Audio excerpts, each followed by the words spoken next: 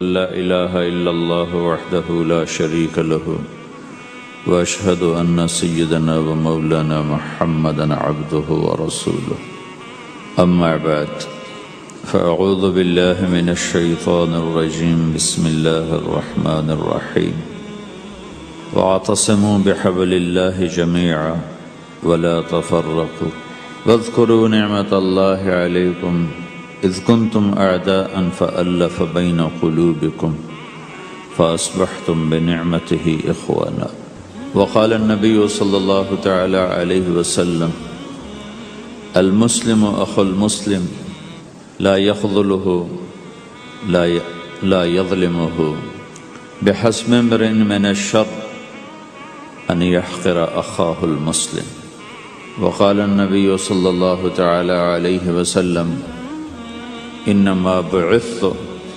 لأتمم مکارم الاخلاق او کما قال۔ اللہ اکبر۔ میرے محترم بھائی اور دوستو، اسلام ایک زندگی گزارنے کا طریقہ ہے، صرف چند عبادات کا نام اسلام نہیں، یہ پوری ایک زندگی ہے۔ اور اس زندگی کو سکھانے کے لیے، چونکہ انسان پیدائشی طور پہ جاہل پیدا ہوتا ہے، اسے کچھ نہیں آتا، اسے سیکھنا پڑتا، اور جو سیکھتا ہے باہر سے سیکھتا ہے، سیکھا سکھایا نہیں پیدا ہوتا۔ کسی بچے کو آپ جنگل میں چھوڑ دو اور کوئی اس سے ملے نہیں تو وہ گونگا ہوگا، کچھ نہیں بول سکے۔ لیکن آپ چڑیا کے بچے کو تنہا چھوڑ دو، کوئی چڑیا اس سے ملاقات نہ کرے تو وہ اپنی زبان ہی بولے گا، اپنی زبان میں بولے گا۔ کوے کو تنہا چھوڑ دو، کوئی کوا اسے ملنے نہ دو تو کوے کی زبان ہی بولے گا۔ لیکن انسان کو گجراتی کا بچہ پنجابیوں میں چھوڑ دو تو گجراتی بھول جائے گا، پنجابی بولے گا۔ پنجابیوں کا بچہ گجراتیوں میں چھوڑ دو تو وہ پنجابی نہیں بولے گا، وہ گجراتی بولے گا۔ اور کوئی بھی نہ اس سے ملے، اسے تنہا چھوڑ دو تو وہ کچھ بھی نہیں بول سکے گا، گونگا ہوگا۔ تو انسان جو کچھ سیکھتا ہے باہر سے سیکھتا ہے، اور چونکہ امتحان کی جگہ ہے تو باہر دونوں چیزیں موجود ہیں، غلط بھی صحیح بھی، دونوں جنس بازار میں موجود۔ انسان کے علاوہ جتنی مخلوق ہے ان میں غلط کرنے کا کوئی سسٹم ہی نہیں ہے، وہ غلط کر ہی نہیں سکتے، جو کرتے ہیں ٹھیک کرتے۔ انسان کے اندر دونوں سسٹم ہیں، فَأَلْهَمَهَا فُجُورَهَا وَتَقْوَاهَا، یہ دونوں نظام لے کے چلتا ہے۔ اسلام کو سیکھنا پڑتا ہے، اور اسلام کے لیے جو سب سے بڑا سرمایہ ہے، جیسے آپ بازار میں جاتے ہو، دکان کھولتے ہو، پھیری لگاتے ہو، تو اس کے لیے پیسہ چاہیے، ڈالر چاہیے۔ ڈالر کے بغیر آپ کاروبار نہیں کر سکتے۔ اسلام کے لیے ایمان چاہیے، ایمان کے بغیر اسلام پہ چلا نہیں جاتا، جانتا ہوگا چل نہیں سکے گا۔ ایمان وہ طاقت ہے، وہ سرمایہ ہے، وہ کیپٹل ہے جس سے کوئی مرد عورت وہ دین پہ چل سکتا۔ یہ زیادہ ہوگا تو زیادہ چلے گا، تھوڑا ہوگا تو تھوڑا چلے گا، نہیں ہوگا تو صفر ہوگا، زیرو ہوگا۔ تبلیغ کا جو یہ کام اللہ تعالیٰ نے ہمیں دیا ہے، یہ ایمان کو سیکھنے کی اور اس کو آگے پہنچانے اور پھیلانے کی محنت ہے۔ ایمان سیکھنے کے لیے فَمَنْ شَاءَ اتَّخَذَ إِلَىٰ رَبِّهِ سَبِيلًا، کوئی ایک طریقہ نہیں ہے، کئی طریقے ہیں۔ اللہ نے سبیل کے اوپر الف لام نہیں لگایا، الف لام ہٹا کر یہ بتایا ہے کہ اللہ تک پہنچنے کے راستے کئی ہیں، محنت کے راستہ تو ایک ہے اسلام، اس پر آنے کی جو محنت ہے اس کے راستے مختلف ہیں۔ ہاں، آگے پہنچانے کے لیے تبلیغ کے سوا اور کوئی راستہ کوئی نہیں۔ یہاں آ کر تبلیغ منفرد کا کام منفرد ہو جاتا ہے کہ کسی محنت میں گشت کوئی نہیں سوائے تبلیغ۔ صرف تبلیغ ہے جس میں گشت ہے کہ خود چل کے جاؤ۔ اگر میرے پاس وہ میرے کالج کا لڑکا نہ آتا تو مجھے تو نہیں پتا تھا تبلیغ کیا چیز، نہ دین کا پتہ تھا نہ دنیا کا پتہ تھا۔ تو کوئی چل کے آیا اور اس نے ہاتھ پکڑا، اور دعوت ہے ہی بے طلبوں کے لیے، مدرسہ تو طلب والوں کے لیے، وہاں تو تعلیم ہوتی، تبلیغ نہیں ہوتی۔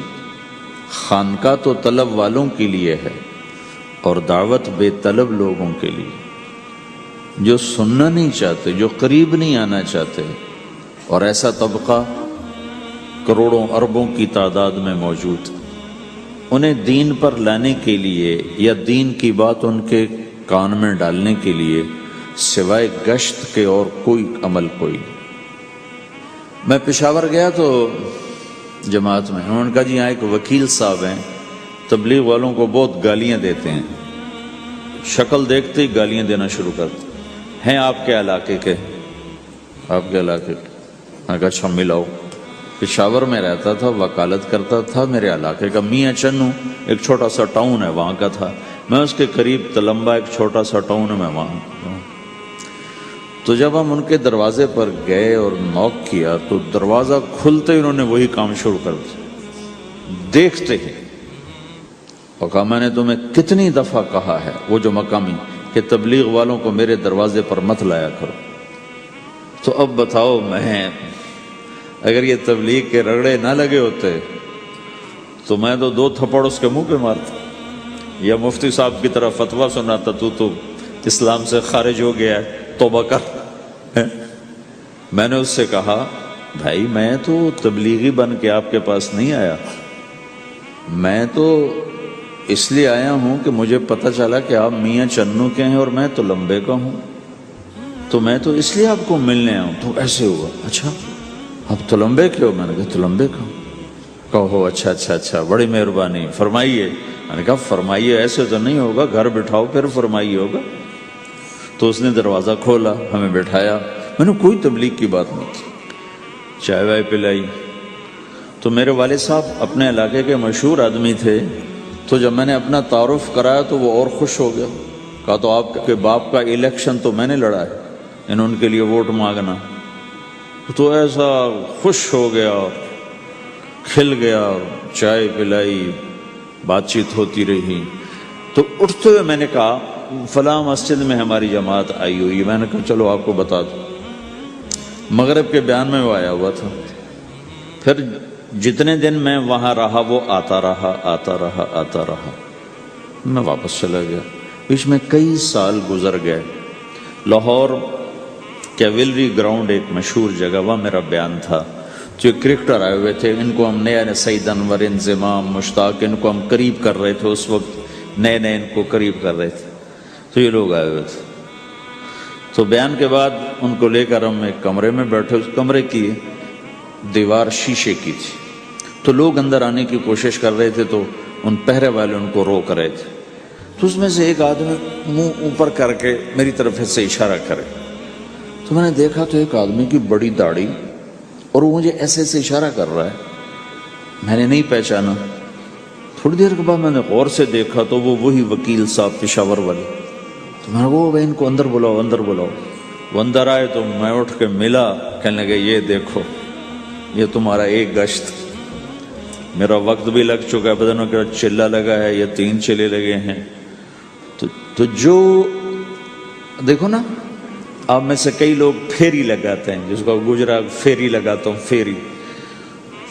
میں پہلے سمجھا ہی نہیں، پھیری تو کہتے ہیں چھوٹے جہاز کو جو سمندر میں چلتا ہے، میں سمجھا یہ پھیری لگاتے ہیں، پھیری، اور وہ تو گجراتی میں پھیری کہتے ہیں پھیری کو۔ تو پہلے تو میں چکر کھاتا رہا کہ یہ کیا ہے پھیری، پھیری تو چھوٹے جہاز کو کہتے ہیں، چھوٹا بحری جہاز۔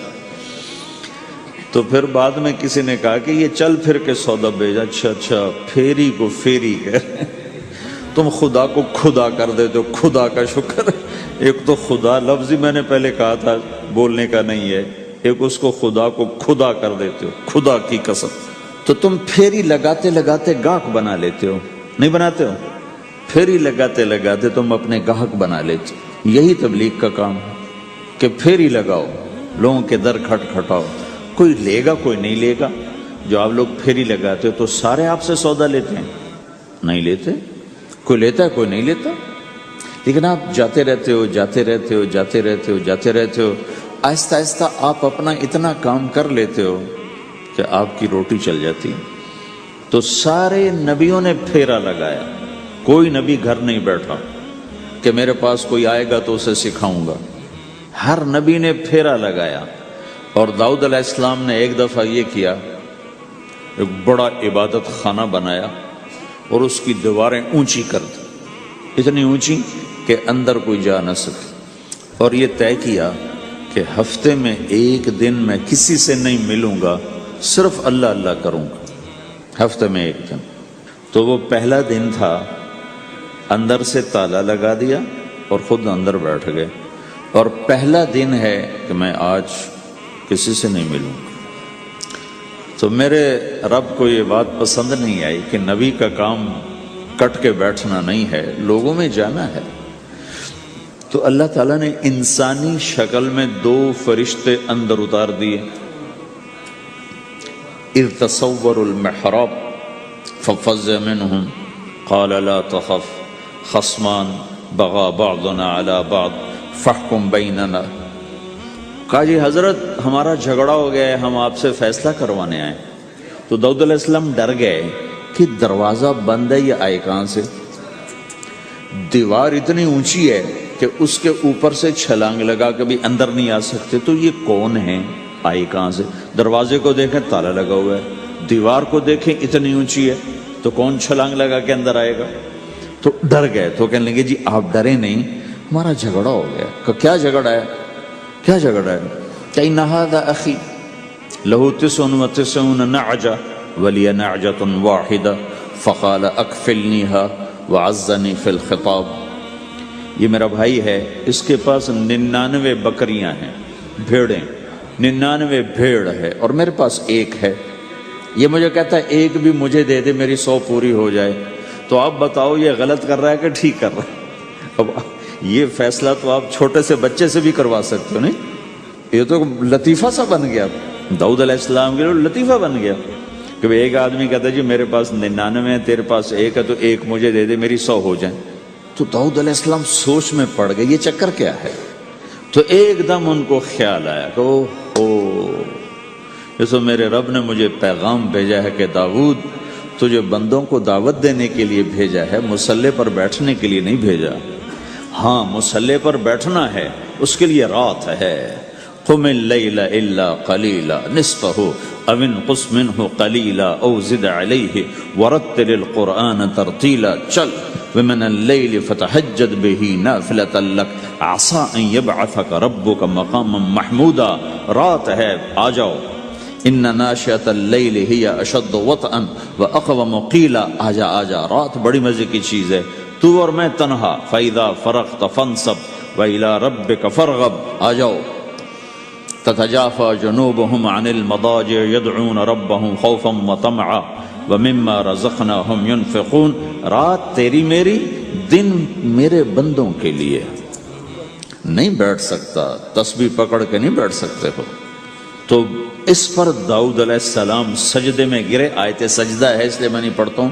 سجدے میں گرے اور کہا یا اللہ معافی کر، یا اللہ معاف کر دے، یا اللہ معاف کر دے، میں نے دروازے بند کر لیے، حالانکہ میں یہ میرے منصب کے خلاف تھا، اس پر اللہ سے معافی مانگی۔ تو چل کے جانا نبیوں کی صفت ہے، یہی ہماری صفت۔ اس امت کو یہ کام دیا گیا کہ یہ اوروں کے پاس جا کے اپنا سودا پیش کر، اپنوں کو بھی سنبھالے اور غیروں تک بھی پہنچے۔ نہیں سنتے پھر جاؤ، نہیں سنتے پھر جاؤ، کیونکہ دلوں کا پھیرنا اللہ کے ہاتھ میں ہے، تیرے ذمہ آواز لگانا ہے۔ اللہ تعالیٰ نے تقسیم کر دی، قم اللیل الا قلیلا، رات اللہ کے پاس آ جا۔ دن میں کیا کر، ان لک فی النہار سبحا طویلا، تیرا دن میں کام بہت زیادہ ہے۔ سبحا طویلا، دعوت کے کام کو تیرنے سے تشبیہ دی ہے۔ سبح تیرنے کو کہتے ہیں۔ اللہ کے نبی کا ایک گھوڑا تھا جس کا نام تھا سبحہ، میں نے بتایا تھا پہلے دن، وہ اتنا تیز چلتا تھا جیسے تیر رہی ہو، اس لیے اللہ کے نبی نے خود اس کا نام سبحہ رکھا تھا، تیرنے والا۔ تو تبلیغ کے کام کو تیرنے سے تشبیہ دی کہ آپ نے لمبا تیرنا ہے، اور مکے میں تو پانی کوئی نہیں، تو کہاں تیرنا ہے جی؟ سارے مکے میں پانی کا قطرہ کوئی نہیں زمزم کے کنویں کے سوا، تو تیرنا کہاں ہے؟ یہ اس دعوت کے کام کی بڑی خوبصورت تصویر ہے۔ سبحا طویلا، حالانکہ اللہ فرماتا ہے ان لک فی النہار شغلا طویلا عملا عظیما جہدا طویلا، لیکن سبحا طویلا، جو آدمی چل رہا ہوتا ہے اگر وہ بیٹھ جائے تو کوئی نقصان تو کوئی نہیں، گاڑی چلا رہا ہے کہیں گاڑی روک لے تو کوئی نقصان تو کوئی نہیں، تھوڑی دیر سے پہنچ جائے گا، کہیں گاڑی کھڑی کر کے کافی پینے لگ گیا تو کوئی مسئلہ تو کوئی نہیں ہے، آدھا گھنٹہ دیر سے گھر پہنچ جائے گا۔ تیرنے والا پانی میں اتر گیا، اب یہ رک سکتا ہے؟ کیوں بھائی؟ اگر یہ کافی پینے کا ارادہ کرے تو کہاں جائے گا؟ تو مچھلی کے پیٹ میں جائے گا۔ پانی میں اترنے کے بعد اختیار ختم ہے، اب تیرنا ہے۔ کہاں تک؟ دوسرا کنارہ جب تک ہاتھ میں نہیں آتا تیرنا ہے، سبحا طویلا، جب تک آخرت کا کنارہ ہاتھ میں نہیں آتا۔ اے میرے نبی تجھے دعوت کا کام کرتے ہی رہنا ہے، کرتے ہی رہنا ہے، کرتے ہی رہنا ہے، تیری چھٹی کوئی نہیں۔ سبحن میں یہ اشارہ تھا کہ چھٹی کوئی نہیں، یہ موت تک کا کام ہے۔ وَاعْبُدْ رَبَّكَ حَتَّى يَأْتِيَكَ الْيَقِينُ۔ آئے ہائے، جب یہ آیت اتری یا ایھا المدثر قم فانذر وربک فکبر، اے میرے محبوب اٹھ جا، اٹھ جا، میرا پیغام سنا، تو لیٹا ہوا ہے۔ تو اس پر آپ نے کہا خدیجہ انقطع ایام النوم والراحہ، میرے آرام کے دن چلے گئے، میرے سونے کے دن چلے گئے، میرے رب نے مجھے کہا ہے اٹھ جا اور میرا پیغام سنا۔ تو اس وقت تو کوئی جاننے والا نہیں تھا، تو پہلے آپ چپ کے بات فرما رہے تھے، پھر اللہ نے کہا کھل کے کہہ، تو پھر آپ نے کہا میں خدیجہ میں کس کو کہوں، میری کون سنے گا، من ادعو من یستجیب۔ تو حضرت خدیجہ نے عرض کی یا رسول اللہ آپ دعوت دینے میں پہل کریں، میں لبیک کہنے میں پہل کرتی ہوں۔ تو بھائیو، دعوت ہمارا سرمایہ ہے، دعوت سے ایمان بنتا ہے، ایمان سے عمل بنتا ہے۔ تو اگر آپ اس دعوت میں حرکت کرتے رہو گے، ان لک فی النہار سبحا طویلا، کل میں نے اس پر تھوڑی تفصیل سے بات کر دی تھی، آج میں اس سے اگلی بات کرنا چاہتا ہوں، لیکن اس کو بار بار سننا اس لیے ضروری ہے کہ آدمی بڑی جلدی بھول جاتا ہے، اور نفع سامنے نہ ہو تو اس کے لیے قدم اٹھانا، مال لگانا مشکل ہو جاتا ہے۔ آپ پھیری بھی تو لگاتے ہو، تو شام کو پیسہ ہاتھ میں آتا ہے تو تھکاوٹ چلی جاتی۔ میں نے ایک شخص سے کہا تھوڑا تبلیغ میں وقت دے دو بھائی، کہا جی مجھے گولیاں لگی تھیں تو اس کے بعد میرے بدن میں درد ہوتا ہے تو میں ٹائم نہیں دے سکتا، لیکن میں اسے دیکھتا تھا وہ صبح سے شام تک اپنی دکان پہ کھڑا ہوتا تھا، کھڑا ہو کے کام کرتا تھا۔ تو ایک دن میں نے اس سے پوچھا یہ تو دکان پہ کھڑا ہوتا ہے، اس کا درد تمہیں نہیں ہوتا؟ تبلیغ میں تو اتنی مشقت نہیں ہے۔ وہ کہنے لگا جی روز درد بہت ہوتا ہے، لیکن میں جب شام کو پیسے گنتا ہوں تو سارا درد چلا جاتا ہے، سارا درد چلا جاتا ہے۔ تو اب آپ تبلیغ میں 3 دن کے لیے گئے تو کچھ لگا کے آتے ہو، ہاتھ میں تو کچھ بھی نہیں ہوتا، اور چلے کے لیے جاؤ تو کچھ لگتا ہے، ہاتھ میں تو کچھ بھی نہیں آتا۔ 4 مہینے کے لیے جاؤ تو کچھ لگتا ہے، ہاتھ میں تو کچھ بھی نہیں آتا۔ تو وہ جذبہ پیدا نہیں ہوتا لگانے کا، تھکنے کا، تھکانے کا، جیسے دنیا میں پیدا ہوتا ہے کہ اس کی واپسی نظر آ رہی ہوتی۔ تو اس لیے بار بار ضرورت ہے اس کو سننے اور سنانے کی کہ اللہ نے اس امت کو یہ منصب دیا ہے، کنتم خیر امت اخرجت للناس، تم سب سے بہترین امت ہو، تمہیں نکالا گیا ہے۔ کیا کرتے ہو؟ تأمرون بالمعروف وتنہون عن المنکر وتؤمنون باللہ، بھلائی کی بات کرتے ہو، برائی سے روکتے ہو، صلہ مجھ سے لیتے ہو، تؤمنون باللہ، صلہ مجھ سے لیتے ہو، اللہ پہ ایمان لاتے ہو۔ کل بھی میں نے کہا تھا کہ ہر مسلمان کے ذمے دعوت ہے، عمل کرے یا نہ کرے۔ آج پھر اس کو دوہرا رہا ہوں کہ عمل کرے یا نہ کرے، اوروں کو دعوت دینا ہر مسلمان کے ذمے ہے۔ اللہ تعالیٰ نے بنو اسرائیل کے بارے میں کہا میری تم پہ لعنت ہے، لعن الذین کفروا من بنی اسرائیل علی لسان داود و عیسیٰ ابن مریم، اے داود، اے عیسیٰ، ان پر لعنت بھیجو۔ کتنا سخت اللہ کا فرمان ہے۔ اچھا کیوں، کس لیے؟ اللہ نے دو جرم بتائے۔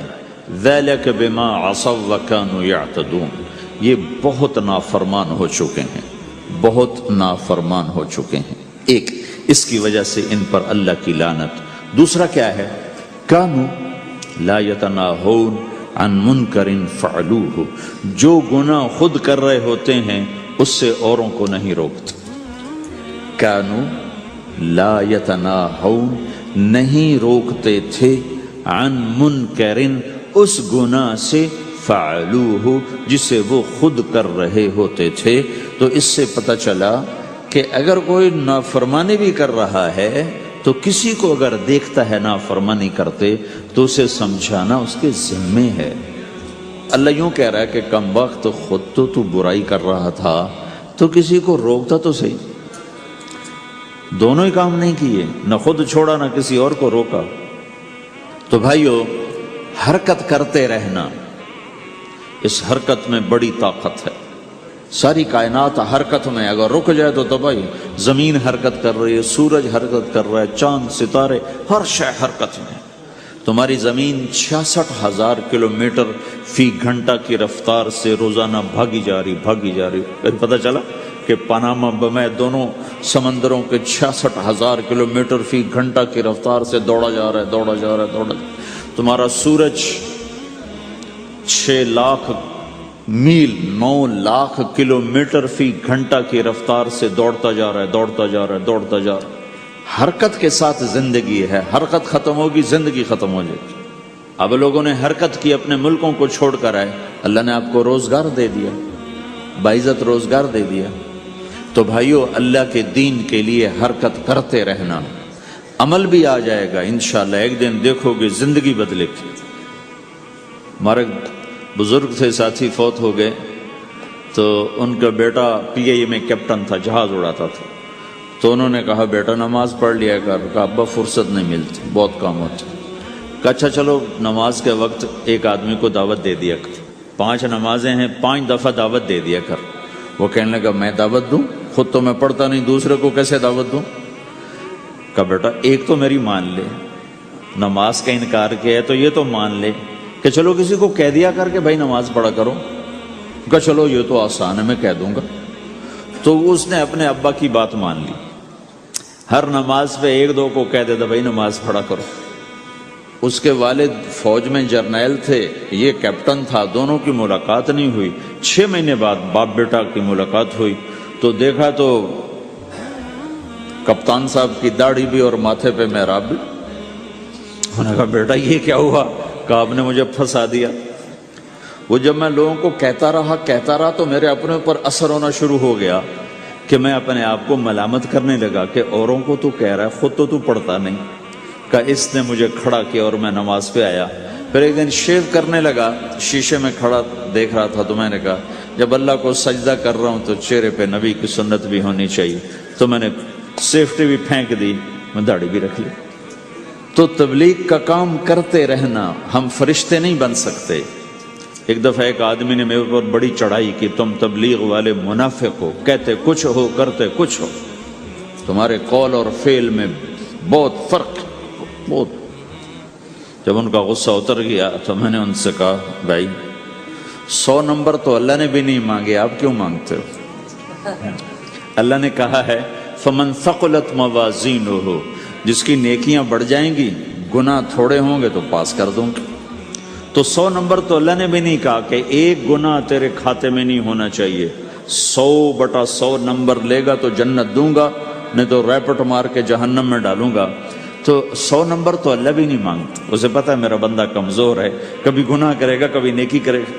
تو وہ کہتا ہے جس کے پاس 51 نیکیاں ہوئیں اور 50 گناہ ہوئے تولوں گا تو 51 جھک جائیں گے نا، 50 معاف۔ مثال دے رہا ہوں میں، ہمارے علاقے میں ایک زمیندار تھے، وہ ذکر بھی بہت کرتے تھے، گالیاں بھی بہت دیتے تھے۔ ادھر سبحان اللہ تیرے فلانے، الحمدللہ کے ساتھ ایک پھکڑ تولتے تھے، ساری زندگی وہ ایسا ہی کرتے رہے۔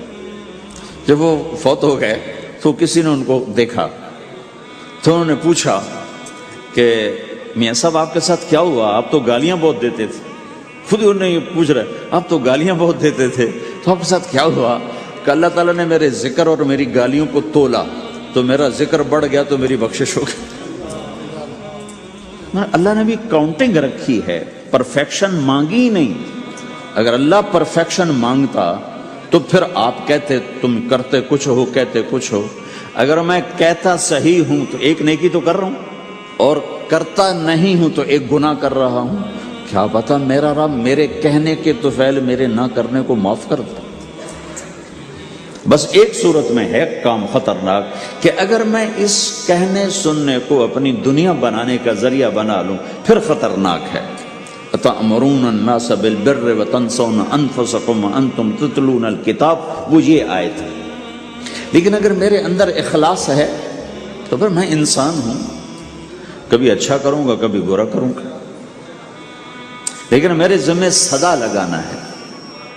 تو بھائیو اس تبلیغ کے کام کو کرتے رہنا اس سے ایمان بنتا ہے، ایمان سے دین وجود میں آتا ہے۔ دین کے دو حصے ہیں، ایک عبادات ہے جس میں نماز سب سے اہم ہے، پھیری پہ ہو گھر پہ ہو نماز نہ چھوڑو۔ رمضان کے روزے ہیں، اللہ پھر رزق زیادہ دے دے، حج کرو زکوٰۃ دو، لیکن عبادات بڑی محدود ہیں اور اس میں کثرت اللہ نے مطالبہ بھی نہیں کیا، بلکہ اللہ تعالیٰ نے اس میں اعتدال ہی کو پسند فرمایا ہے۔ اللہ تعالیٰ نے ہمارے نبی لمبی لمبی نمازیں پڑھتے تھے تو اللہ تعالیٰ نے روک دیا کہ ما انزلنا علیک القرآن لتشقی، میرے نبی میں نے تمہیں قرآن اس لیے نہیں دیا کہ تو لمبی لمبی نمازیں پڑھ کے تھکتا رہے، درمیان نہ چل۔ اللہ کے نبی نے تبلیغ میں زیادہ زور دکھایا تو اللہ نے اس پر بھی کہا فلا تذهب نفسك عليهم حسرات، اتنا غم نہ کیا کر کے تو خود ہی ہلاک ہو جائے، مت نہیں، ایسا نہ کر۔ تو عبادات محدود ہیں اور اس میں اعتدال مطلوب ہے۔ سارا دن مصلی پہ بیٹھنا یہ اللہ نہیں دیکھنا چاہتا، اللہ یہ دیکھنا چاہتا ہے کہ تو باہر جا تاکہ میں دیکھوں کہ اب تو کیا کرتا ہے۔ دوسرا حصہ اس کا اخلاقیات ہیں، آپس کی معاشرت ہے۔ دین جو اثر انداز ہوتا ہے وہ معاشرت سے اثر انداز ہوتا ہے، عبادت سے نہیں، عبادات سے نہیں۔ عبادت تو مسجد کے اندر ہے یا مصلی پر گھر کے اندر ہے، روزہ اندر کی چیز ہے، حج بیت اللہ میں ہے، زکوٰۃ مسلمان کو دی جاتی ہے۔ تو دنیا میں دین پھیلنے کے لیے اور اپنوں کو دین کے قریب کرنے کے لیے جو سب سے بڑا عمل ہے وہ بھائیو اچھے اخلاق ہے۔ یہ دوسرا حصہ میں آج بیان کرنا چاہتا ہوں۔ اللہ کے نبی نے فرمایا ایو عرل اسلام اوثق، مجھے بتاؤ اسلام کا سب سے مضبوط عمل کیا ہے؟ تو صحابہ نے کہا الجہاد، یا رسول اللہ جہاد۔ اسلام کا سب سے مضبوط عمل کیا ہے؟ صحابہ نے کہا جہاد۔ تو آپ نے کہا وحسن وما هو به، ہاں جہاد بہت اچھا عمل ہے لیکن سب سے بڑا عمل نہیں ہے، سب سے مضبوط عمل نہیں ہے۔ ان نے کہا جی الصلاۃ، نماز۔ تو ہم نے کہا ہاں وحسنۃ وما ہی بہا، نماز بھی بہت اچھی چیز ہے لیکن وہ نہیں جو میں پوچھ رہا ہوں، سب سے اعلیٰ، سب سے اوپر، سب سے مضبوط نہیں۔ پھر انہوں نے کہا جی الحج، حج۔ تو آپ نے کہا حج بھی بہت اچھا عمل ہے لیکن وہ نہیں جو میں نے پوچھا ہے۔ پھر صحابہ نے کہا جی روزہ، آپ کا روزہ بھی بہت اچھا ہے لیکن وہ نہیں جو میں نے پوچھا ہے۔ تو پھر صحابہ نے کہا یا رسول اللہ پھر آپ ہی بتائیں، ہمیں تو نہیں پتا۔ تو ہمارے نبی عبادات سے اوپر لا رہے ہیں، اپنے ساتھیوں کو عبادات پہ قائم کر دیا۔ ہر آدمی نمازی بن چکا ہے، ہر آدمی روزے دار بن چکا ہے، ہر آدمی مالدار زکوٰۃ دینے والا بن چکا ہے، اور ہر آدمی حج کا جذبہ پیدا کر چکا ہے۔ اب آپ ان کو اخلاق پہ لانا چاہتے ہیں، چونکہ اسلام کی تکمیل اخلاق سے ہے۔ اسلام کو تشبیہ دی گئی ہے گھر کے ساتھ، بنی الاسلام علی خمس، تو بنیا کا لفظ عمارت پر بولا جاتا ہے۔ تو اسلام کی بنیاد میں ہے کلمہ، نماز، روزہ، حج، زکوٰۃ۔ اگر اس مسجد کی بنیادیں بھر دی جائیں تو اس کو مسجد تو نہیں کہیں گے نا، ہاں جی بنیادیں ڈال دی ہیں، چھت ڈالنی ہے، جب چھت پڑے گی تو پھر یہ مسجد کہلائے گی۔ تو اسلام کی بنیاد قائم ہو چکی تھی، اب آپ چھت ڈالنا چاہتے تھے۔ چھت کیا ہے؟ وہ اچھے اخلاق ہیں، تو اب آپ ان کو اوپر لا رہے ہیں۔ تو آپ نے جب پوچھا تو انہوں نے وہی کہا جو انہوں نے ابھی سیکھا تھا، نماز، روزہ، جہاد، حج، لیکن آپ نے سب کی نفی کر دی، نہیں یہ بھی نہیں، یہ بھی نہیں، یہ بھی نہیں، یہ بھی نہیں۔ کہا اچھا یا رسول اللہ آپ بتائیں، تو آپ نے فرمایا ان اوثق عر الاسلام الحب للہ والبغض للہ، اسلام کا سب سے مضبوط عمل وہ آپس میں اللہ کے لیے محبت کرنا ہے۔ اسلام کا سب سے مضبوط عمل وہ آپس میں اللہ کے لیے محبت کرنا ہے۔ اسلام کا سب سے مضبوط عمل وہ محبت ہے، اللہ کے لیے بغض ہے، اللہ کے لیے محبت ہے، یہ اسلام کا سب سے مضبوط عمل ہے۔ تو بھائیو، یہ چھوٹا سا معاشرہ اسلامی بن جائے، اس کے لیے بنیاد میں نے پہلے بتا دی، اب چھت بتا رہا ہوں، وہ ہیں اچھے اخلاق۔ اللہ تعالیٰ نے جب ہمارے نبی نے نماز لمبی پڑھی تو اللہ نے کہا درمیانی پڑھو، میں نے ابھی بتایا۔ تبلیغ میں دکھ زیادہ جھیلا تو اللہ نے کہا درمیانہ چلو، لیکن جب اللہ کے نبی نے اخلاق بلند کیے، اخلاق، تو اس پر بھی اللہ تعالیٰ فرماتا میرے نبی ذرا اتنا نرم نہ ہو، تھوڑا سا سختی دکھا، آنکھیں دکھا، تھوڑا شونشاں کر۔ تو میرے رب نے کیا کہا؟ واہ، میرے رب نے آپ کے اخلاق کی جیسی تعریف کی ہے، آپ کے کسی عمل کی ایسی تعریف نہیں کی۔ نماز کو کہا معتدل، اعتدال، دعوت کو کہا اعتدال، اور اخلاق کو کیا کہا؟ انک لعلی خلق عظیم، اور اس کو طاقت پہنچائی قسم اٹھا کے نون، پھر قسم اٹھائی قلم کی جو علم کا ذریعہ ہے، والقلم وما یسطرون، مجھے قسم ہے قلم اور اس کی تحریر کی، ما انت بنعمت ربک بمجنون وان لک لاجرا غیر ممنون۔ ان دو آیتوں کو چھوڑ کر اگلی جو آیت آ رہی وانک لعلی خلق عظیم، اے میرے محبوب میں قسم اٹھاتا ہوں قلم اور اس کی تحریر کی، تیرے اخلاق بڑے عالی شان ہیں۔ یہ نہیں کہا تیرے اخلاق بڑے عالی ہیں، انک لعلی، علا، علا کا یہاں بہت عظیم الشان کردار ہے۔ علا یہ بتا رہا ہے کہ اے میرے نبی جتنے اخلاق تصور کیے جا سکتے ہیں وہ سب تیرے تابع ہو چکے ہیں، اور تو ان پہ سوار ہو چکا ہے، تو ان پہ چھا چکا ہے۔ علا چھا جانے کے لیے ہوتا ہے کہ تمام اخلاق تیرے غلام ہو چکے ہیں۔ ایک دفعہ آپ نے فرمایا اچھے اخلاق 360 قسم ہیں، 360 قسم، 360 صفات کا مجموعہ اچھے اخلاق۔ کوئی ایک صفت کسی کو مل گئی تو جنت میں چلا جائے گا۔ تو ابو بکر رضی اللہ عنہ سامنے بیٹھے تھے، کہنے لگے یا رسول اللہ افی منہا شیء، ان 360 میں کوئی میرے اندر بھی کچھ ہے؟ تو آپ نے کہا تیرے اندر سارے کا سارا، کوئی کمی کوئی نہیں، پورے۔ یہ آپ نے اور کسی کو نہیں کہا، صرف آپ نے یہ ابو بکر سے فرمایا کہ ابو بکر تیرے اندر پورے اخلاق 360۔ تو بھائیو، آپس کی محبت اور اچھے اخلاق یہ اسلام کا سب سے چوٹی کا سبق، سب سے اعلیٰ درجے کا سبق۔ اب ایک حدیث میں جو حدیث جبریل کہلاتی ہے، وہ انسانی شکل میں آ کر پوچھتے ہیں یا رسول اللہ اسلام کیا ہے؟ تو آپ کہتے ہیں کلمہ، نماز، روزہ، حج، زکوٰۃ، یہ اسلام ہے۔ یہی سوال اب آخری حج کا موقع آ چکا ہے، اب اسلام 9 سال آگے، 10 سال آگے جا چکا ہے اور اس کی شکل مکمل ہو چکی ہے۔ تو عمر بن عبسہ رضی اللہ تعالیٰ عنہ یہ آخری حج کے موقع پر آپ سے ملتے ہیں اور آ کر یہ آپ سے پوچھتے ہیں یا رسول اللہ مل اسلام؟ سوال ایک ہے، مل اسلام؟ شروع میں مدینے کے داخلے کے شروع میں جبریل انسانی شکل میں آتے ہیں اور کہتے ہیں مل اسلام، اسلام کیا ہے؟ تو آپ کہتے ہیں کلمہ، نماز، روزہ، حج، زکوٰۃ۔ اب یہی سوال 10 سال کے بعد یا 9 سال کے بعد عمر بن عبسہ کہتے ہیں یا رسول اللہ مل اسلام، اسلام کیا ہے؟ تو اب جواب سنو، آپ نے فرمایا اطعام الطعام وطیب الکلام، میٹھا بول بولنا اور کھانا کھلانا۔ کسی سے میٹھا بول بولنا کتنا عظیم ہے میرے اللہ کی بارگاہ میں کہ آپ نے فرمایا ابتسامک فی وجہ اخیک صدقہ، تو اگر کسی مسلمان کو ہنس کے مل لے تو یہ بھی تیرے لیے صدقے کا ثواب۔ صدقہ لکھا جائے گا۔ جبریل کہتے ہیں یا رسول اللہ مل ایمان، ایمان کیا ہے؟ تو آپ فرماتے ہیں اللہ کو ماننا، فرشتوں کو ماننا، نبیوں کو ماننا، کتابوں کو ماننا، تقدیر کو ماننا، موت کے بعد کی زندگی کا اقرار کرنا۔ ان تؤمن باللہ وملائکتہ وکتبہ ورسلہ وبالبعث بعد الموت، یہ ہے ابتدائی جواب۔ اب یہی سوال عمرو بن عبسہ کرتے ہیں 9 سال کے بعد، یا رسول اللہ مل ایمان، ایمان کیا ہے؟ تو آپ نے فرمایا الصبر والسماحہ، صبر کرنا، معاف کرنا۔ سوال ایک ہے، جواب 2 ہیں۔ کیوں؟ کہ جگہ اور نوعیت بدل چکی ہے۔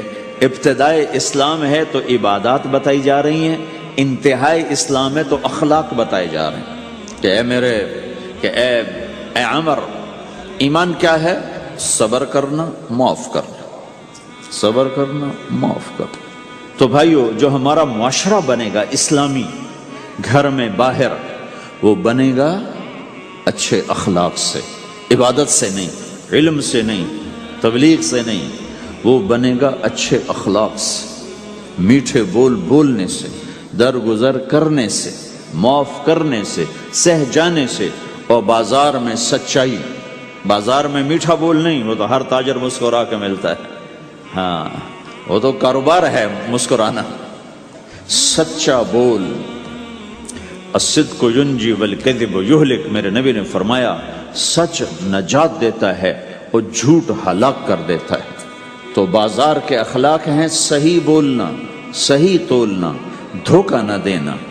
میرے نبی سے پوچھا گیا یا رسول اللہ مسلمان بزدل ہو سکتا ہے، ڈرپوک؟ آپ نے کہا ہو سکتا ہے۔ کہ یا رسول اللہ مسلمان بخیل ہو سکتا ہے، بخیل کنجوس؟ آپ نے کہا ہو سکتا ہے۔ کہ یا رسول اللہ مسلمان جھوٹ بول سکتا ہے؟ جھوٹ نہیں بول سکتا۔ آپ نے فرمایا میں اپنے امت میں ہر عیب کی توقع رکھتا ہوں کہ میرا امتی ہر گناہ کر سکتا ہے لیکن 2 کام نہیں کر سکے گا اگر وہ میرا امتی ہے، ایک جھوٹ کبھی نہیں بولے گا، ایک دھوکہ کبھی نہیں دے گا۔ اور یہ دونوں کام ہمارے پورے عروج پر ہیں۔ تو مسلمان دھوکہ نہیں دیتا کسی کو، مسلمان جھوٹ نہیں بولتا۔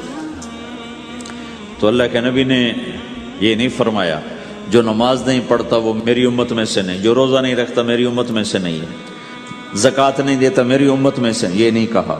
آپ نے کہا من غش فلیس منا، جس نے کسی کو دھوکہ دیا وہ میری امت میں سے نہیں، میری امت سے خارج۔ تو آپ کی تجارت پاناما میں ایسی تجارتوں کو وہ اسلام کا بولتا ثبوت بن جائے۔ آپ کی جاب ہے تو ایسی ہو کہ پورا انڈونیشیا جو مسلمان ہوا ہے، مسلمان تاجروں کی تجارت سے مسلمان ہوا۔ ملائیشیا، انڈونیشیا، فلپائن، ان علاقوں میں جتنا اسلام پھیلا ہے یہ تاجروں کی محنت سے پھیلا ہے۔ کہاں کے تاجر؟ یمن کے عرب تاجر، ان کے عالی اخلاق، ان کا سچا بول، ان کا صحیح ترازو، اس نے لوگوں کے قلوب کو پھیر دیا کہ یہ پیسے کے غلام نہیں ہیں۔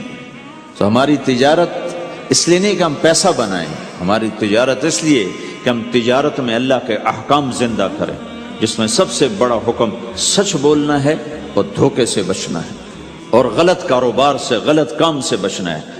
صرف ہم پیسہ نہیں کماتے، ہم اللہ کا امر دیکھتے ہیں کہ اگر میرے اللہ کے حکم کے مطابق ہے تو ٹھیک، اگر اس کے مطابق ہم چھوڑ دیں تو بھائیو اپنے پہچان کرواؤ سچائی کے ساتھ، دیانت کے ساتھ، دھوکے سے بچتے ہوئے۔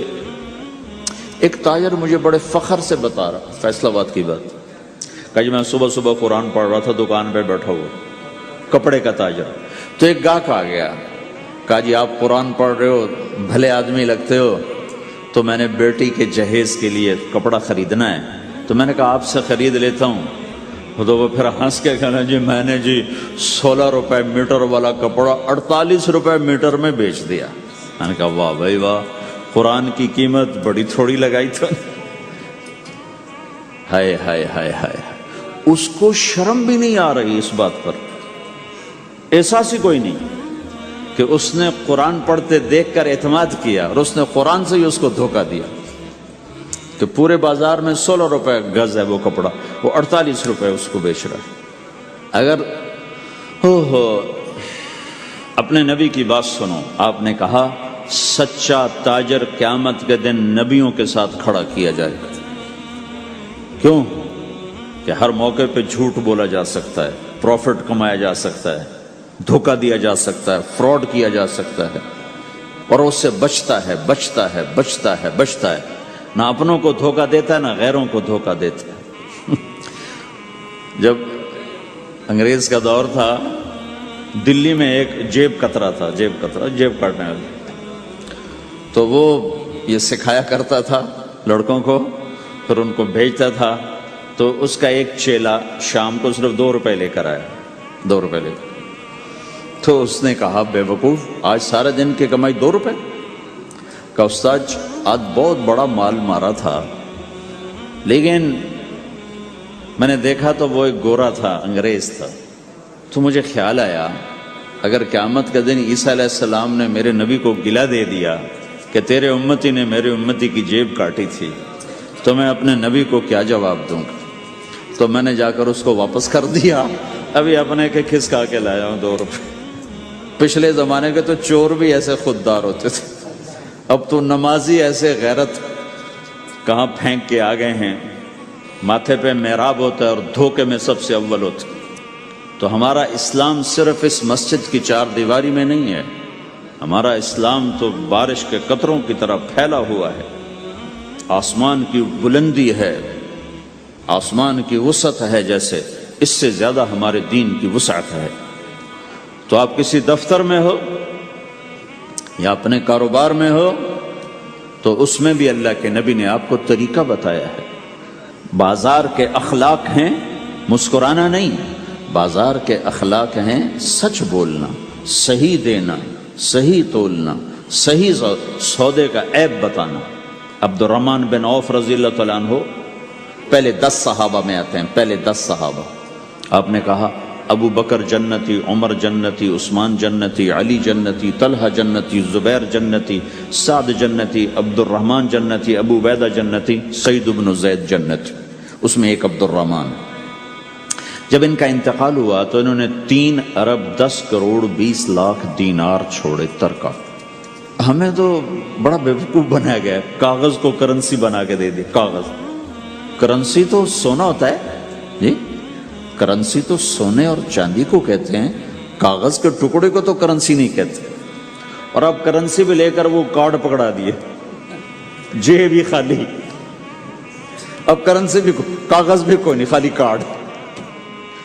اس کو کیا کہتے ہیں کارڈ کو؟ Credit card. کریڈٹ کارڈ وہ ساری دنیا کو بیوقوف بنائے ہوئے. یا تو کاغذ پکڑائے ہوئے ہیں یا کارڈ کاغذ بھی اب واپس لے لیا، اب کارڈ پکڑا دیا. اور عبد الرحمن بن عوف نے جو پیسے چھوڑے وہ کاغذ نہیں تھے. کاغذ کی کیا حیثیت؟ پاکستان میں روز چھپ رہے ہیں، کاغذ کی کیا حیثیت؟ 3 ارب 10 کروڑ 20 لاکھ دینار سونے کے، اور ایک سکہ دینار اس وقت 4.5 ماشے کا ہوتا تھا. اب اس کو ملٹیپلائی کرو اور پورا پاناما خرید لیں اس پیسوں سے. اور وہ ٹاپ لسٹ کے 10 صحابہ میں سے ایک. وہ فرماتے تھے میری تجارت کا یہ اصول رہا کہ میں نے کبھی ادھار نہیں خریدا، نہ کبھی ادھار بیچا، نہ کبھی ادھار خریدا. جو خریدے بھی ادھار اور بیچے بھی ادھار، اسے نیند کہاں آئی؟ دینے والے دیتے نہیں، لینے والے سر پہ کھڑے ہوتے. انہیں نہ بیوی اچھی لگتی نہ بچے اچھے لگتے، وہ گھر میں بیٹھ کے بھی گھر میں نہیں ہوتے. تو آپ نے فرمایا نہ میں نے کبھی ادھار خریدا نہ کبھی ادھار بیچا، نقد خریدا نقد بیچا. دوسرا میرا اصول یہ رہا کہ میں نے کبھی سٹاک نہیں کیا، جب مجھے پروفٹ ملا میں نے فوراً بیچ دیا. انتظار نہیں کیا 1 ہفتے بعد بیچوں گا ریٹ بڑھ جائے گا. جس دن مجھے پروفٹ ملا 1 پیسہ بھی ملا تو میں نے فوراً بیچ دیا. تیسرا اصول یہ تھا کہ میرے سودے میں کوئی کمی یا عیب ہوتا تو میں اسے چھپاتا نہیں تھا، ظاہر کرتا تھا اس میں یہ کمی ہے، بھائی لینا تو لے لو، نہیں لینا تو چھوڑو. ہماری تو تجارت بھی جنت کا راستہ ہے. مدینے کے لوگ ذمہ دارا کرتے تھے، مکہ کے لوگ تجارت کرتے تھے، ان کی زراعت اور تجارت دین کے پھیلنے کا ذریعہ بن گئی۔ عبد الرحمن بن عوف رضی اللہ عنہ کا مال اللہ کے دین کے کام آیا، عثمان رضی اللہ عنہ کا مال اللہ کے دین کے کام آیا۔ جنگ تبوک میں 10,000 آدمیوں کا سامان حضرت عثمان اکیلے نے دیا۔ 30,000 کا لشکر تھا تو 1/3 10,000 کا سارا سامان عثمان رضی اللہ عنہ نے اپنے گھر سے دیا، اور وہ دینار لا کے پیش کیے نا تو اللہ کے نبی وہ دینار لے کر یوں کر رہے تھے، ایسے ایسے وہ کر رہے تھے، ما علی عثمان اللہ یعمل بعد عثمان، آج کے بعد تو کچھ نہ کر، جنت واجب ہو گئی تیرے کی۔ تو بھائیو، ہمارا دین صرف ہمیں عبادت نہیں بتاتا، بازار کی زندگی بتاتا ہے کہ مسلمان بازار میں کیسے ہوتا ہے۔ کسی کے ہاں ملازم ہے تو اس کی نوکری کیسی ہوتی ہے، اس کی دیانت کیسی ہوتی ہے، اس کا بول کیسا ہوتا ہے۔ وہ پیسے پہ قربان نہیں ہوتا، وہ پیسے کو ایمان پہ قربان کرتا ہے۔ تو آپ کی تجارت بھی دین کے پھیلنے کا ذریعہ بنے گی۔ آہا، صرف نماز سے گناہ معاف نہیں ہوتے۔ مسلم شریف کی روایت ہے، من امسا کالن بعمل یدہ امسا مغفورا لہ، جو صبح سے شام تک روزی کماتے کماتے حلال حلال حلال حلال، جھوٹ والی نہیں، کھوٹ والی نہیں، خیانت والی نہیں، حرام چیز نہیں، حرام چیز کا بیچنا بھی حرام ہے، خریدنا بھی حرام ہے، اس کا پروفٹ بھی حرام ہے۔ جس گھر میں حرام پیسہ جائے گا وہاں سکھ کبھی نہیں آئے گا، چیزیں آ جائیں گی، چین نکل جائے گا۔ 1960 کی دہائی میں ایک پاکستان کا افسر تھا، اس نے 1960 میں لوگوں کے پاس 100 روپے مشکل سے ہوتے تھے، اس نے اس زمانے میں کروڑوں روپے جمع کیے رشوت سے، بہت بڑی پوسٹ پر تھی۔ جب وہ مر گیا، ایک دن اس کا بیٹا کہہ رہا تھا، کاش ہمارا باپ ہمارے لیے حرام کٹھا نہ کرتا تو کوئی خوشی کا دن ہم بھی دیکھ لیتے۔ جن کے لیے جمع کیا تھا کہ میرے بچے اب مزے سے، میں نے خود اپنے کانوں سے اس کو یہ کہتے ہوئے سنا کئی دفعہ، میں آج مر جاؤں میری بچی کو کسی کی پرواہ نہیں کہ میں نے اتنا پیسہ بنا دیا ہے۔ تو اسی کا بچہ یہ کہہ رہا تھا، کاش ہمارا باپ ہمارے لیے حرام کٹھا نہ کرتا تو ہم بھی کوئی خوشی کا دن دیکھ لیتے۔ تو اللہ کے نبی نے فرمایا، من امسا کالن بعمل یدہ امسا مغفور لہ، جو صبح سے شام تک حلال کمانے میں تھکتا ہے اور تھک کے واپس آتا ہے تو اس کے اس دن کے سارے گناہ اللہ معاف فرما دیتا۔ تو ہمارا بازار بھی دین ہے بھائی، پھر ہمارا گھر بھی دین ہے، گھر کی زندگی دین ہے۔ میرے نبی نے گھر کی زندگی سمجھائی۔ آپ اپنے گھر میں جھاڑو دے رہے ہیں، قاب قوسین کا ٹائٹل لے کر، مقام محمود کا ٹائٹل لے کر، ختم نبوت کا تاج سر پہ سجا کر، نبیوں کے سرداری کا صحرا باندھ کر آپ گھر میں جھاڑو دے رہے ہیں، اپنے کپڑے خود دھو رہے ہیں۔ 9 بیویاں ہیں، 9 اپنے کپڑے خود دھو رہے ہیں۔ کوئی پھٹ گیا ہے خود سی رہے ہیں، جوتا پھٹ گیا خود ٹھیک کر رہے ہیں۔ حضرت عائشہ رضی اللہ عنہ کو آٹا گوندنا نہیں آتا تھا، چھوٹی عمر تھی تو ان کو آٹا گوند کے دیتے تھے، جب تک ان کو آٹا گوندنا نہیں آیا ان کو آٹا گوند کے دیتے تھے۔ ہمیں تو گھر کی زندگی بھی سمجھائی گئی ہے، اور ہمیں بتایا گیا کہ تو اب اپنی بیوی کے منہ میں لقمہ ڈالتا ہے تو یہ بھی تیرے لیے صدقہ ہے۔ سب سے بہترین صدقہ وہ ہے جو تم اپنے بچوں پر خرچ کرو۔ کہ دنیا دکھوں کا گھر ہے تو میں قربان جاؤں اپنے نبی پر، آگے آنے والے سارے زمانوں کو دیکھ کر بیان فرما گئے، بتا گئے۔ اور انہوں نے فرمایا، مجھے بتاؤ جہاد میں خرچ کرنے سے بھی بہتر خرچ کون سا ہے؟ جہاد میں خرچ کرنا تو سب سے بہتر شمار ہوتا ہے۔ آپ نے کہا مجھے بتاؤ جہاد میں خرچ کرنے سے بھی بہتر کون سا خرچ ہے؟ تو صحابہ نے کہا جی ہم تو نہیں جانتے، ہم تو اسی کو سب سے بہتر جانتے ہیں۔ ہم نے کہا نہیں، اولاد کا ماں باپ پہ خرچ کرنا جہاد میں خرچ کرنے سے بھی بہتر ہے۔ یہ کیوں فرمایا؟ کہ آگے نظر آ رہا تھا کہ اولاد نافرمان نکلے گی۔ اگر اللہ چاہے تو اس کے یہ کہنے پر وہ پلاٹ مسجد کے نام ہو گیا، واپس نہیں لے سکتا۔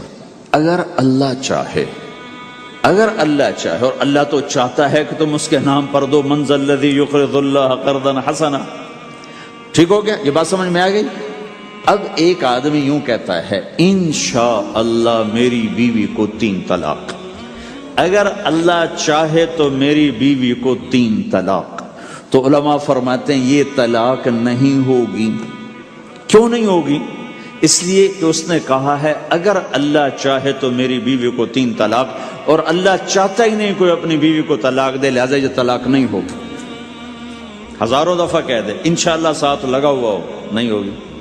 کیونکہ اللہ چاہتا ہی نہیں تم طلاق دو. اللہ گھر آباد، سینکڑوں آیات ہیں گھر کو آباد کرنے کے لیے. فَإِنْ خِفْتُمْ شِقَاقَ بَيْنِهِمَا، اگر میاں بیوی میں ہوگی کھٹپٹ تو بڑھاؤ نہیں. کیا مصیبت ہے کہ کچھ ادھر سے بڑھانا لگ جاتے ہیں، کچھ ادھر سے بڑھانا شروع کر دیتے ہیں. فَبَعْثُوا حَكَمًا مِّنْ أَهْلِهِ وَحَكَمًا مِّنْ أَهْلِهَا، تو طلاق دینے میں جلدی نہ کرو، جلدی نہ کرو. صلح صفائی کے لیے ایک آدمی بچی کی طرف سے آئے، ایک آدمی بچے کی طرف سے آئے، اور دونوں میں صلح صفائی کی کوشش کرو.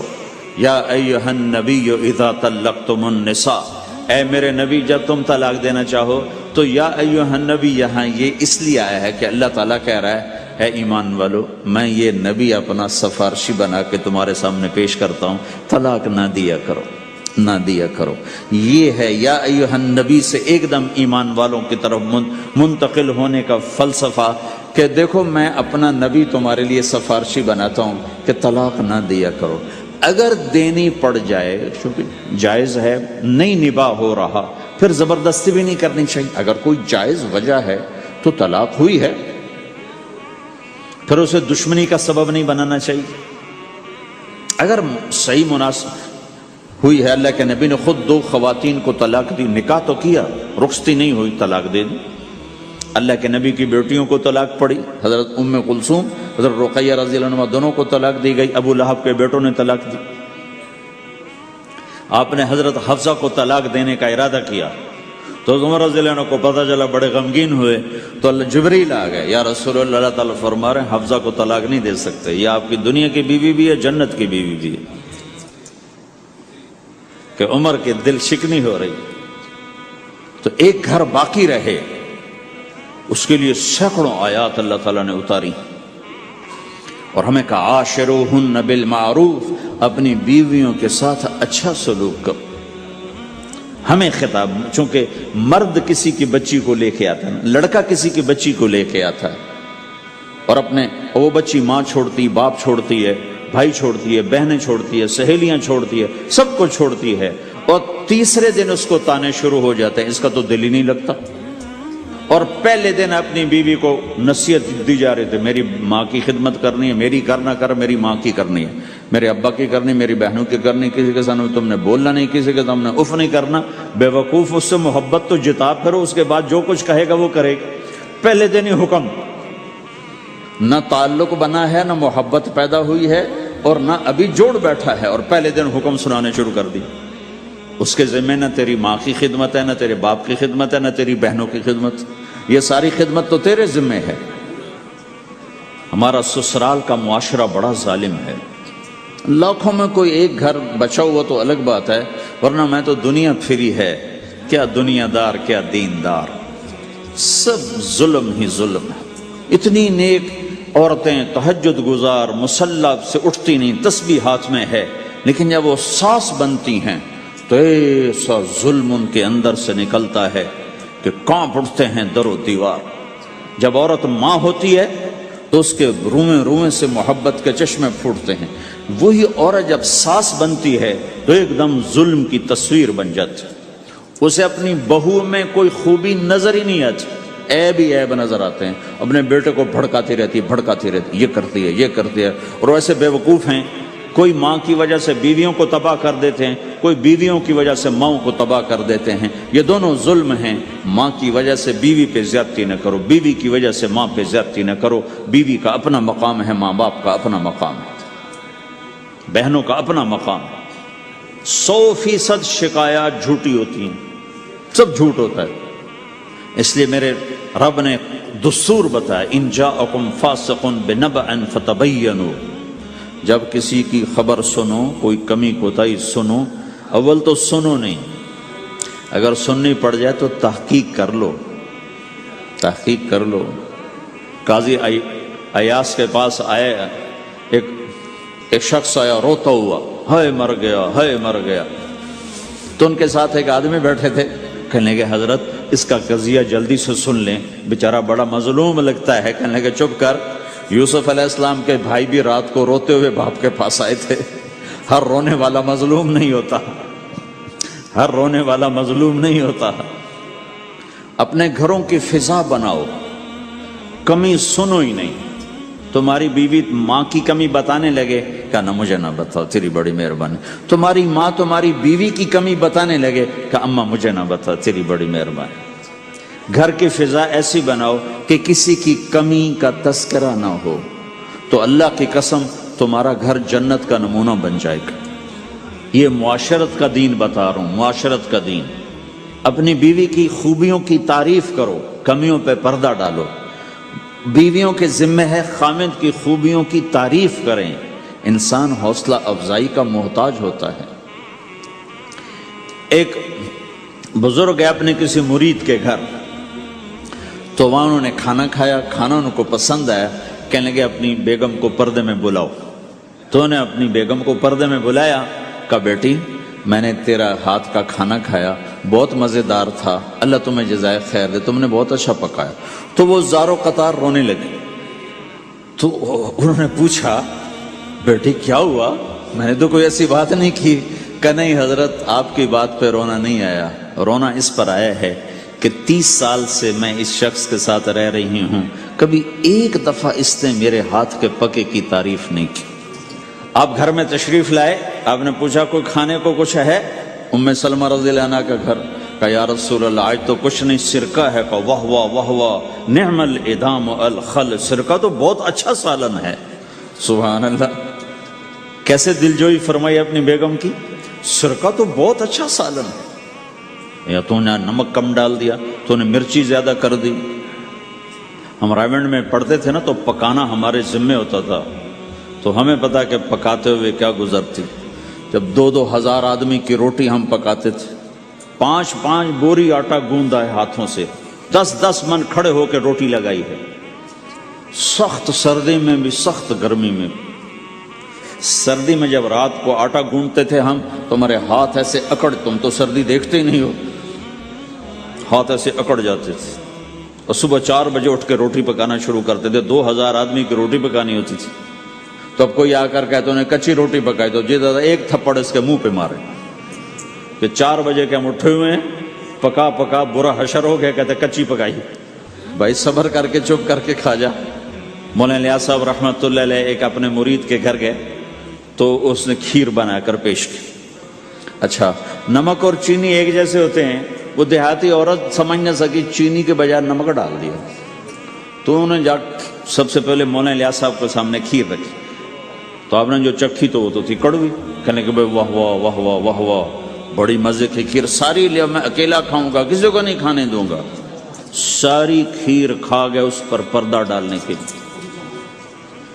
وہ تو جب انہوں نے کہا مولانا الیاس کا بچا ہوا تھوڑا سا میں جب چکھا تو کڑوا گیا، ہائے مر گئی، یہ تو سارا نمک ڈالا ہوا تھا۔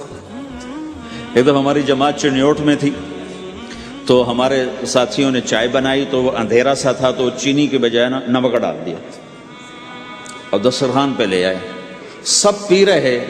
واللہ میں آنکھوں سے دیکھا بتا رہا ہوں، مولانا الیاس کا تو سنا بتا رہا ہوں، کسی ایک نے نہیں کہا کہ یہ کڑوی ہے، چپ کر کے پی رہے، چپ کر کے پی رہے، کسی ایک نے نہیں کہا۔ باہر ایک دیہاتی کھڑا تھا، تو میں نے اس کا چاچا آتے نو چاہ پیواں، وہ آ گیا، اس نے پہلا گھونٹ بھرا، ہوئے تھا کوڑی ہے، اس نے بانڈا پھوڑ دی۔ پھر سارے ساتھی ہنس پڑے کہ چاچا ہم نے تو پردہ ڈالنے کی کوشش کی تھی خدمت والوں پر تو نہیں پردہ چاک کر دیا، بانڈا پھوڑ دیا۔